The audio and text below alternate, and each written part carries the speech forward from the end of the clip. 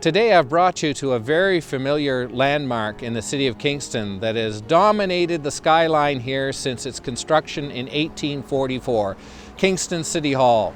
City Hall was built, and kind of the hope was that it would eventually become the Parliament buildings of the newly united colonies of Upper and Lower Canada, but that never came about. But nonetheless, City Hall has been a prominent location for political and cultural events and social events in the city of Kingston ever since its construction. Around the same time as the construction of City Hall, a group of 4 sisters of the Sisters of Providence of St. Vincent de Paul arrived in Kingston with a special heart and ministry and vocation to care for the poor in the city.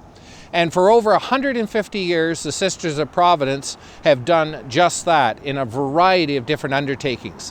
What I want to focus on today in this 5th week in the season of Lent is a vigil that took place over here across the street at City Hall, in front of City Hall, every Friday at 12:15 for a half an hour for 20 years. It was a vigil to focus attention on issues of poverty and homelessness in the city of Kingston. Faithful people brought together by the sisters, covering a wide range of churches, basically interfaith of churches, of folk who came together who have a heart for dealing with matters and finding solutions that affect the poorest and most vulnerable in our community. So today, from this place where that vigil took place for those 20 years, ending just last fall in 2015, I want us to go up to Heathfield, which is where the mother house of the Sisters of Providence is located, and have a conversation with some of the folk who are behind that vigil and the work and the mission and ministry that goes on from that time. So let's take a drive up to Heathfield and meet some friends that I want to introduce you to.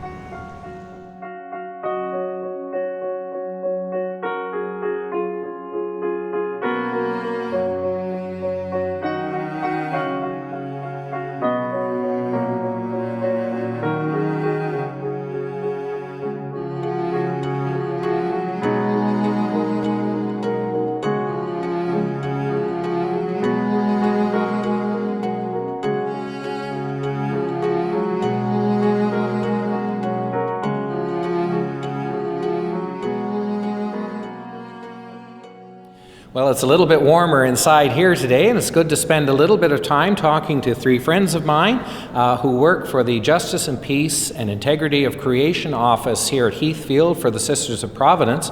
And just to chat a little bit about the vigil that we're speaking about that happened over 20 years every Friday at 12:15 on the steps of City Hall in Kingston, focusing on the situation of poverty and homelessness in our city. And it's been a powerful presence over those years. And so great to have you here with us today. We have Jamie Swift, Bridget Doherty, and Tara Kaner, who work for the sisters. And just wondering a little bit of the history. How did all of this get started 20 years ago?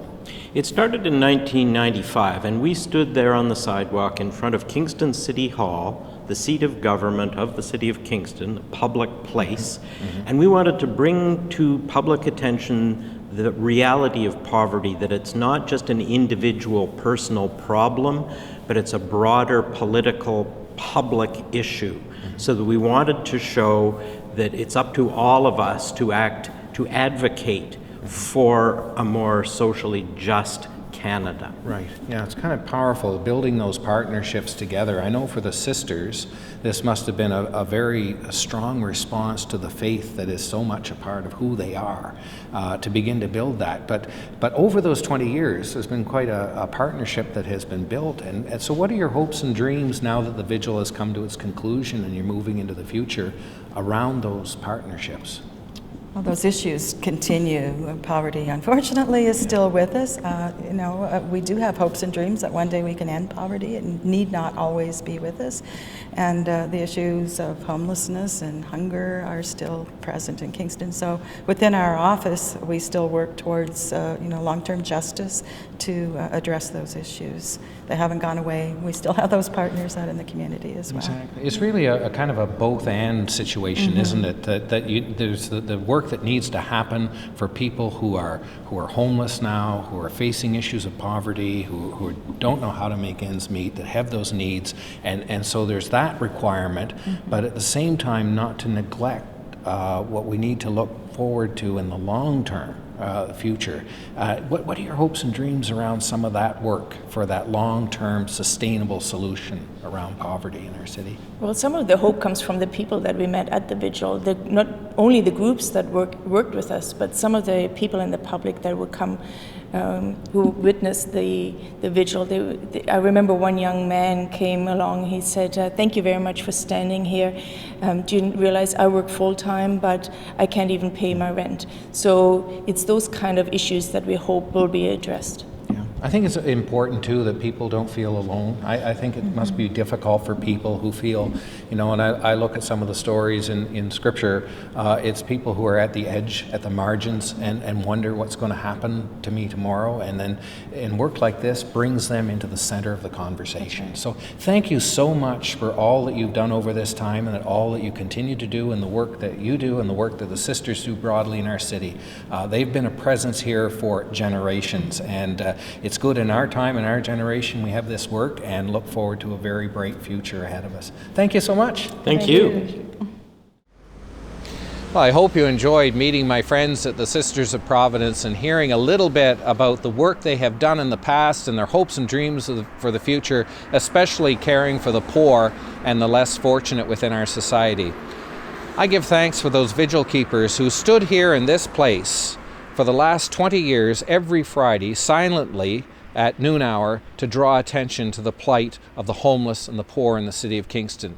That really is the heart and soul of the gospel passage that I want to share with you today as we now take that brief inner journey and take a look at this pilgrimage of Lent that we are on. The gospel lesson for this week from John chapter 12, the story of Jesus going to the home of Mary and Martha and Lazarus, and in that meal that was prepared at one point where Mary took a pound of costly ointment and poured it over the feet of Jesus.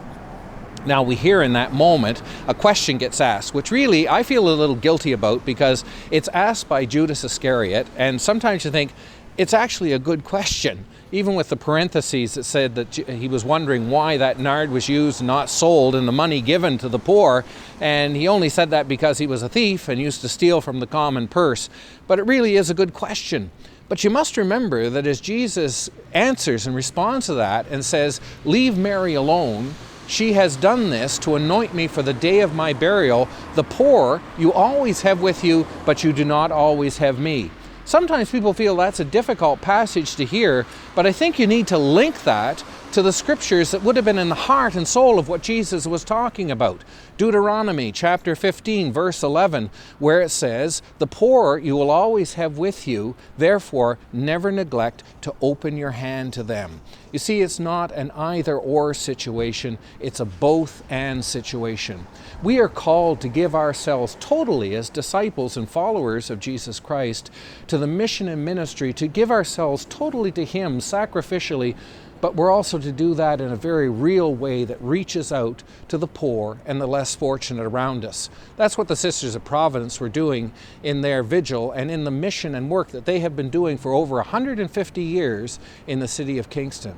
So I hope as you have this opportunity to continue on your Lenten pilgrimage, to take that inner journey as we draw ever closer to the great celebration of Easter, that in your heart and soul you will find ways that you can give of yourself to reach out and care for the people that God so passionately loves. I hope you've enjoyed our time together in this 5th week in the season of Lent. I look forward to being with you next week. We're coming to the beginning of Holy Week and the celebration of Palm Sunday. And as we approach the glory of the Palms, may the Spirit of the living God be with you this week as you come ever closer to the end of your Lenten pilgrimage. Thank you, and see you next week.